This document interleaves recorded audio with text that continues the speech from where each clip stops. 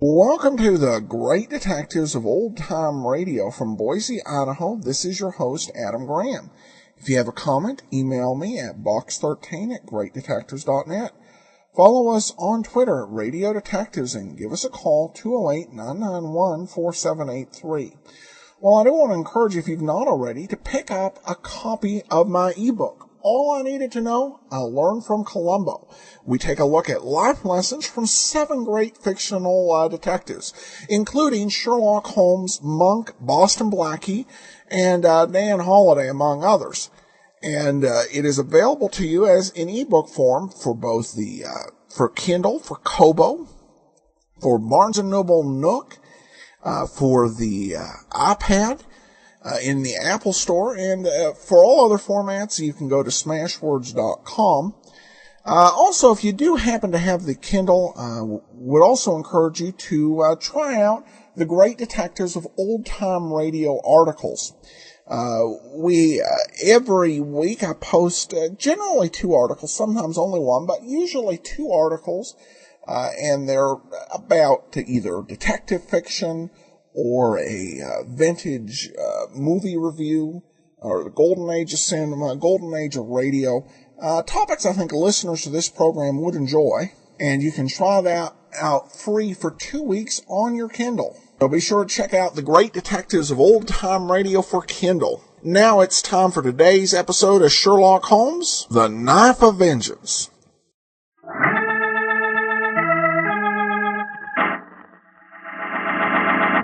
From New York City, the makers of Clipper Craft clothes for men and more than 1,200 leading retail stores from coast to coast present to Arthur Conan Doyle's immortal character, the world's most famous detective, Sherlock Holmes, starring John Stanley.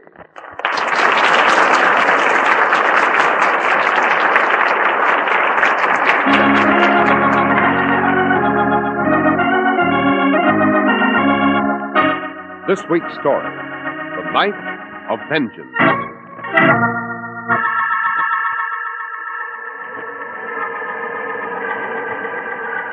Holmes, the heat of these steel furnaces is unbearable.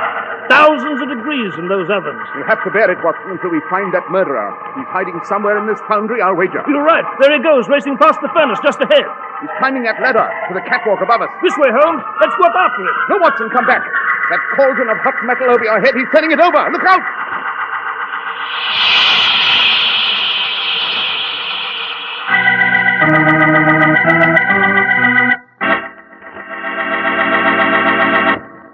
When you buy fine silver, you're always sure to look for the sterling mark, aren't you?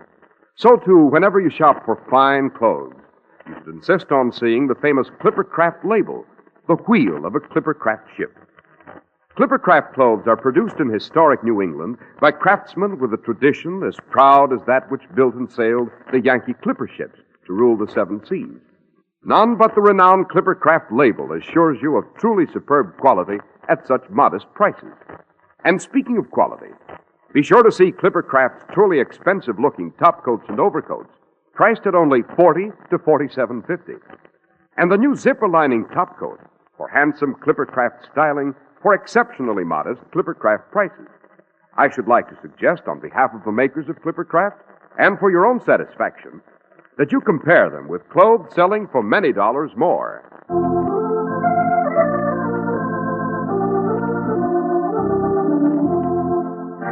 Dr. Watson, who wielded the knife of vengeance, and what was he trying to avenge? Those were the awful problems that faced Holmes, Mr. Harris. For this was a killer whose grisly specter prowled the Sheffield area, whose black silhouette stalked in horrible outline against the blinding red glare of the steel furnaces. It began at the home of Theodore Pickering, a partner in the Griswold Pickering Steelworks. Pickering was at home one twilight, relaxing alone. in his study. Outside, he heard a wandering tradesman hawking his wares, chanting a familiar sing-song as he rode by.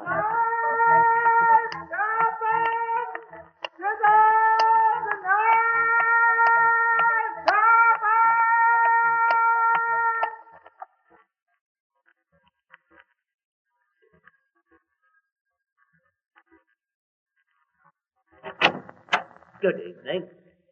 Any knives to be sharpened, mister? Well, I don't know. The servants are off today. Surely you've something to be sharpened.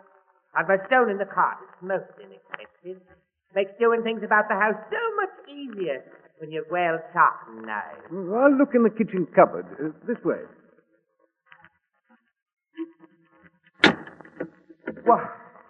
You've dozens of knives that could use sharpening, sir. I'll fetch my stone. Oh, wait, Won't take but a moment. I say, how much do you charge? Shilling a knife, that's all, sir.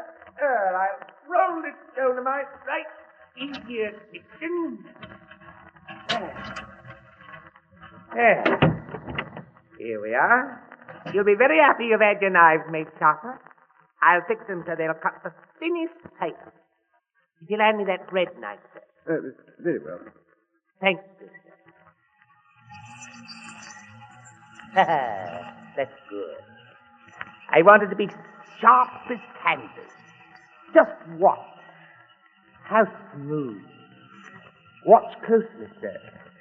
There's a special reason why I wish you to notice how this blade is sharpened, to appreciate its artistry with which it is done. Special reason? Yes. Why are you so anxious for me to watch closely? You are admiring the sharpening of the knife that will be used to cut your throat. What did you say? This is the knife I will use to kill you, Pickering. To kill me? Are you insane? What sort of a joke is this? How do you know my name? You know mine, too. My name is Bennett. Good Lord. You are Bennett. Yes, I didn't recognize you. You were stout then. Now your cheeks are hollow, your eyes are sunken, and you've grown a beard. Bennett, where the devil have you come from? What are you up to? I thought I made it very clear. I'm sharpening this knife to cut your throat. Stop that gruesome joking and answer me. I am not joking. You may shout all you like, there's no one about. I made sure of that. I locked the door when I fetched the stone. And though I've suffered years of ill health, I'm still twice as powerful a man as you. Thanks to my years soaking the furnace at the mill. This should be easy for me. Will you stop sharpening that knife? Answer my question. Just a moment longer. I want the knife so sharp. So sharp. There we are. Speak up, Bennett. Is this your idea of an amusing way to reappear in Sheffield? Oh, not amusing. Simply justice. Inescapable justice. Late, perhaps. It's been over 10 years. Shall I recall certain incidents to your memory? I created an alloy process, a method of manufacturing a new type of steel. The Bennett process. When I offered it to you, the experiment with it was a failure. You and Griswold persuaded me to leave England, to forget my failure. Remember how I disappeared from Sheffield? Of course. I drifted a great deal to the continent, to South Africa, to South America. I degenerated. I began drinking. I was introduced to hashish. I was a degraded wastrel to be found more often than not in the gutters of some god-forsaken village of the Near East. Those years had one beneficial effect, though. What do you mean? They changed my appearance radically. One morning I came across a newspaper article. Look, I have it here. Faded, but still legible. It describes how Pickering and Miss Griswold had become fabulously wealthy in Sheffield with a certain alloy process. You vanished, Bennett. We believed you were dead. I returned here to Sheffield very quietly. Some weeks ago, I began making inquiries. I found Kennedy, our former assistant. Remember him? Yes. I forced him to confirm my suspicions. You did betray me. You deliberately made that first experiment a failure. Do you want money? We might compute your share. No. I want my 10 years back. I want the 10 years I spent wandering the face of the earth without purpose. And that's impossible. So I'm settling for vengeance. You conniving, stinking... Let go of my throat, Bunny. Now we'll see if I sharpen the knife well enough. We'll see if it will cut your throat.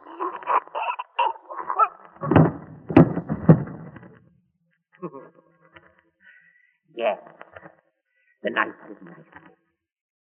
Tell me, Pickering, tell me, that painting, was it bought with my money?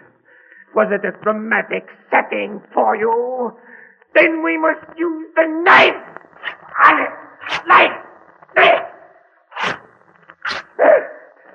This massive, priceless oaken table, and the Venetian glass upon it. Did it serve you well, here as you sat in my place? Then we must destroy it! These chairs and sofas, did they look splendid as you received your guests? The knife! We must put the knife to them! Done with your own steel, Pickering. Your own magnificent shining steel. Just the way you and your life pattern should die. By the steel that made you so glorious and an illicit empire.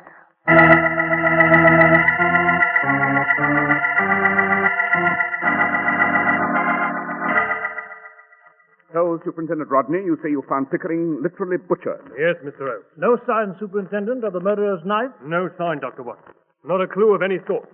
That is why I've come running here to Baker Street, Mr. Oates. I hopped the train from Sheffield as quick as I could. Oh, of course, I reported the homicide to Scotland Yard. Do you know how long they'll be about it? An eternity, my dear sir. An eternity. The countryside is in a cold sweat, sir. Why, this madman's liable to go after others with his knife. Yes, you were quite correct in hastening to me, Superintendent. This case is not a matter of weeks, nor of days, nor possibly of hours. The madman must be identified and apprehended instantly. Shall we off to Sheffield, Holmes? We must pack our luggage this minute, Watson, and dash for the railway station. The sheer violence of this crime indicates no ordinary homicide. This is the work of a deranged, malevolent mind. A human being who does not exist by breathing air, but who subsists upon hate in the essence. Distilled venom. Bloodlust.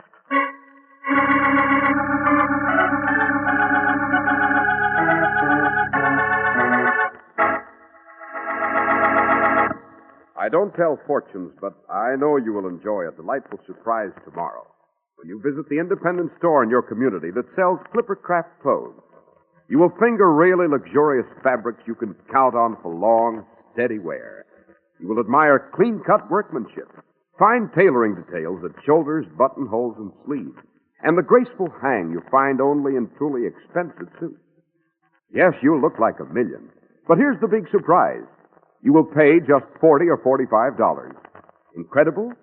Not when you know that your Clippercraft dealer is one of more than 1,200 independent stores throughout America who concentrate their huge purchasing power to bring you unbelievable savings. That's why even a truly fine worsted suit with the Clippercraft label costs only $45. That's why men who know insist on Clippercraft clothes bearing the Clippercraft label. So be sure to visit the Clippercraft store in your city. These leading stores in the metropolitan area are proud to add their names to Clippercraft in your suits, top coats, and overcoats. In Manhattan, John Wanamaker Men's Stores, Broadway at 8th and 67 Liberty Street. Saks 34th, Broadway at 34th. In Brooklyn, Abraham and Strauss. In Newark, New Jersey, Boulevard Men's Shop, Kresge, Newark. And in Jamaica, the B&B Clothes Shop, 16408 Jamaica Avenue.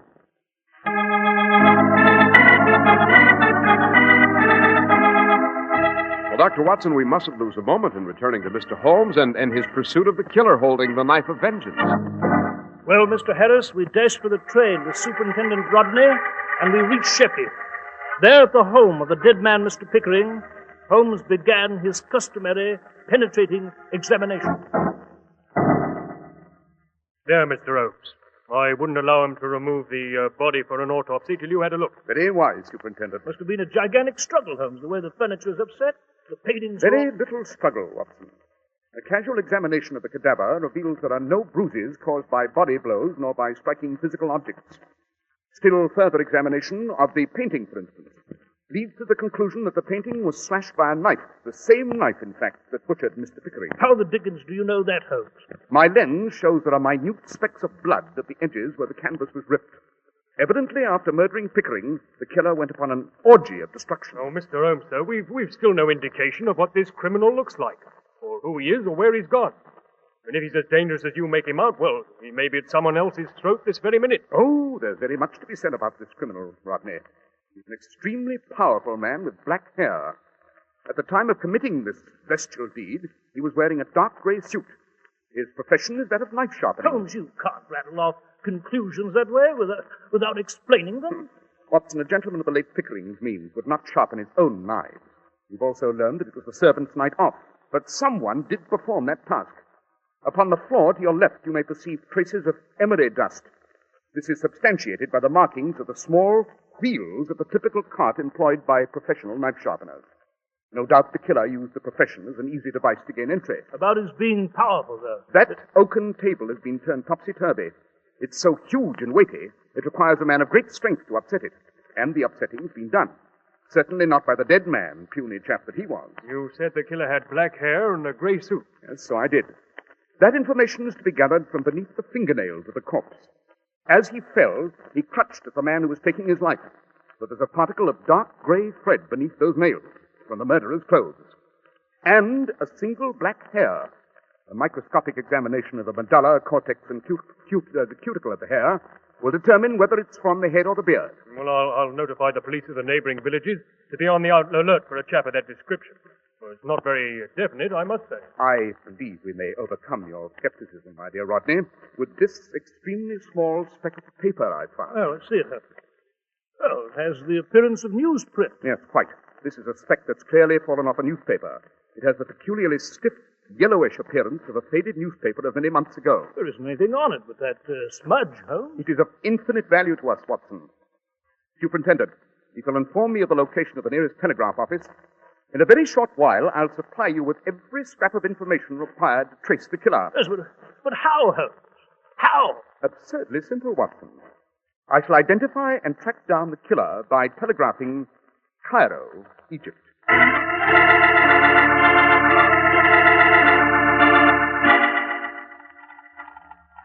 You know, it's been a considerable length of time since you telegraphed to Cairo, Holmes. We've been sitting in this telegraph office for hours here. To whom did you send the message? What did it say? It was a request, Watson, a request with which Cairo will be quick to comply. The police are patrolling the roads for a black-haired, husky knife sharpener, but they may not find him. Perhaps this is it. Yes, my name in code. Now, Watson, from that little instrument we shall have the answer to the riddle. Listen. I still don't understand why you selected Cairo, Holmes, and what in creation they're telling Quiet, you. Watson. You mustn't miss a word. The homicidally inclined gentleman we're searching for may be plunging his knife into another victim even as we sit here.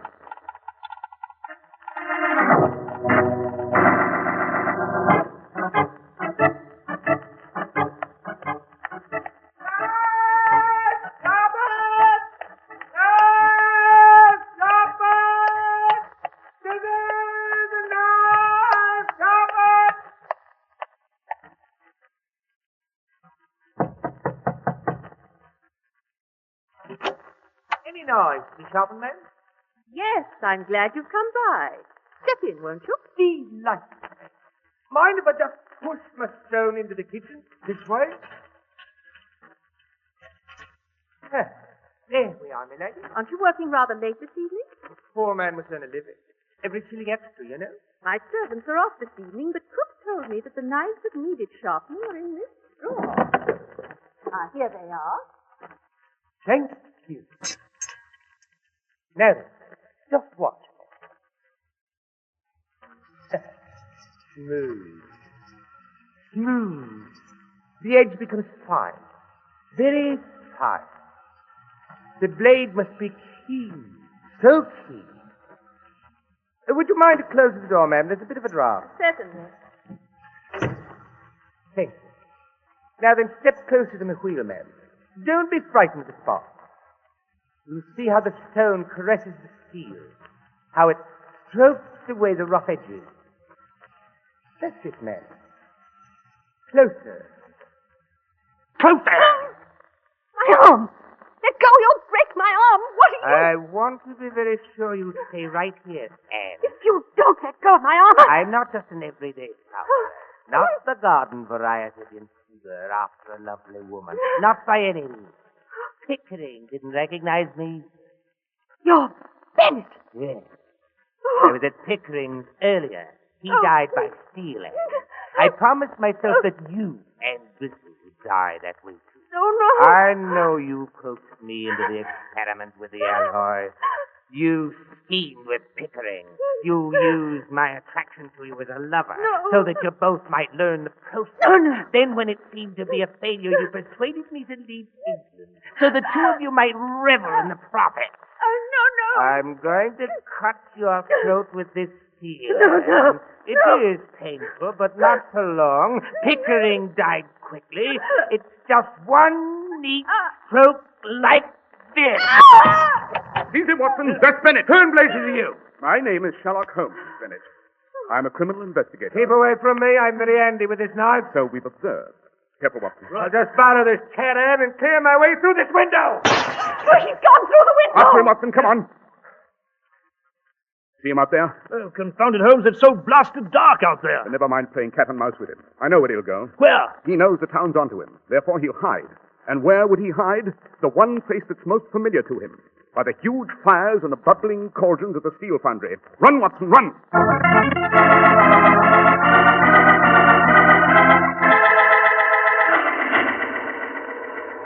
The heat by these steel furnaces is unbearable, Holmes. Thousands of degrees in those ovens. We'll have to bear it, Watson, until we find Mr. Bennett. He's somewhere in this foundry, I'll wager. You're right, I see him. There he goes, racing past the furnace, way down the other end there. Yes, he's climbing a ladder to the catwalk above us. This way, Holmes. Let's go up after him. Oh, there you are, Mr. Holmes. Rodney, are you armed as I suggested? Yes. Well, there's Bennett, high on the catwalk. See him? Walking gingerly, like a human fly, along the girder. Yes, I see him. Come down from there, Bennett. I'm warning you. If you don't come down, I'll shoot. I'll never come down. I'm waiting. I'll try to win. Look, he's staggering. He's falling. He's going to fall into that cauldron of hot metal.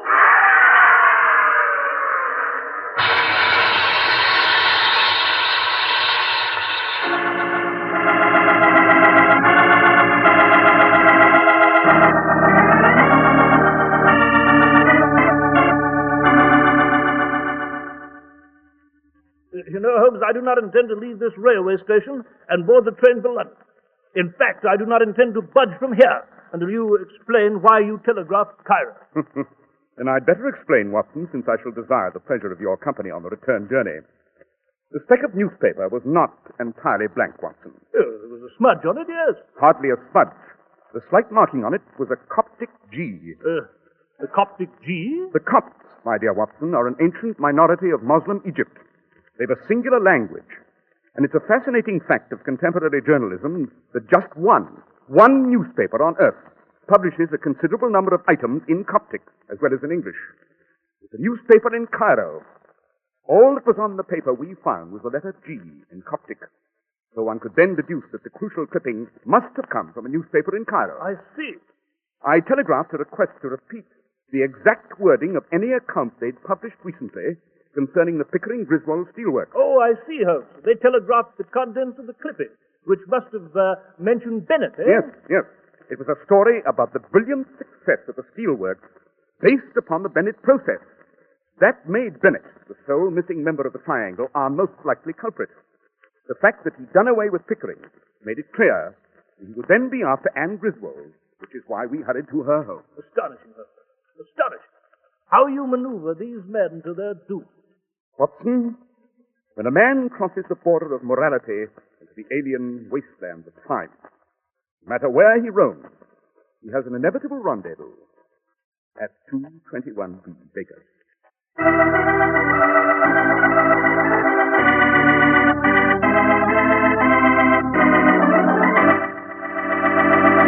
Well, Dr. Watson, the shocking adventure of the Knife of Vengeance was certainly cause for admiring Mr. Holmes' resourcefulness. Well, you will find even greater cause for marveling at Holmes, just as I did, Mr. Harris, when I relate next week's adventure. And what is that adventure, Dr. Watson? Next week, Mr. Harris, I shall relate to you the adventure of the fabulous celebrity. It concerns a killer who terrorized London, an old man who couldn't jump over a stile, and a pair of spotty boots. The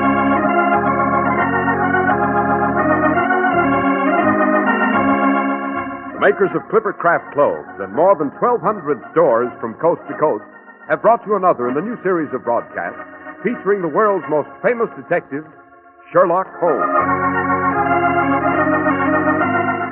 Our stories are based upon the character Sherlock Holmes, created by Sir Arthur Conan Doyle, and the program is produced and directed by Basil Lockwood. Sherlock Holmes is played by John Stanley, Dr. Watson by George Spelter. The part of Vengence was played by Ted Osborne. This week's story was written by Howard Merrill with special music by Albert Berman. If you don't know your Clipper Craft dealer, write Clipper Craft, 200 Fifth Avenue, New York City. Be sure to listen next week to Sherlock Holmes in The Adventure of the Fabulous Celebrity.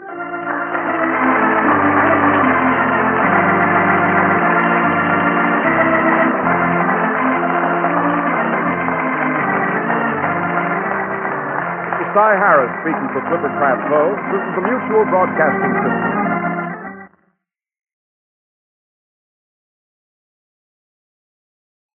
Welcome back. Well, this has probably been my least favorite episode, and for a few reasons. The writing really seemed kind of off for a Sherlock Holmes story. We are about halfway through the case before Holmes or anyone who consults Holmes actually comes into the story. So limited time anyway. And then, as soon as Holmes comes on the scene, states what we already know, we go to commercial. And so it's about halfway in that Holmes comes to work. And the solution was not bad, but I would have liked to see more of Holmes actually finding it. And the other thing here, I thought Ted Osborne really overacted this role. Maybe he was, doing kind of, because New York was very common. They had a lot of stage actors. It could be that stage acting was more his forte than the radio, at least when it came to these sort of villainous characters, because he just went way, way, way over the top. But hopefully a better episode next week. Now we turn to listener comments and feedback. David Naylor comments, not a bad adaptation, but the woman apparently showing up in Dr. Watson's study to talk about how much her husband liked the Clipper Craft suits was kind of distracting. Definitely one of the more awkward commercial spots.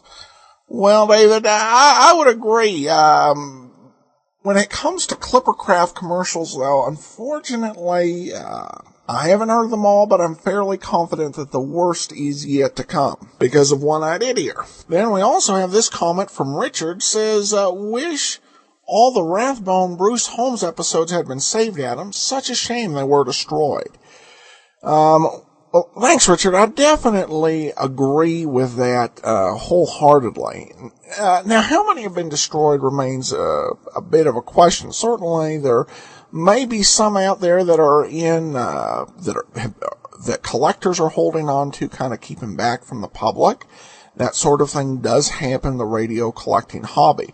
There was one article on Wikipedia. It claimed that there were 150 episodes secretly in existence. But I didn't give that much credence because, how would somebody updating a Wikipedia article know this? They didn't provide any source or their statement that there were 150 episodes in existence. So I'll keep my eye out for more. Always hopeful. Where there's lost episodes, there's always a potential of found. But I think the 53 we did is probably about the most that's out there in listenable form right now. But thank you so much. I appreciate your comments. All right. Well, that'll do it for this week. Join us tomorrow for yours truly, Johnny Dollar. And then be with us back again next Thursday, another episode of Sherlock Holmes. Send your comments to Box 13 at greatdetectives.net. Follow us on Twitter at Radio Detectives and call us 208-991-4783. From Boise, Idaho, this is your host, Adam Graham, signing off.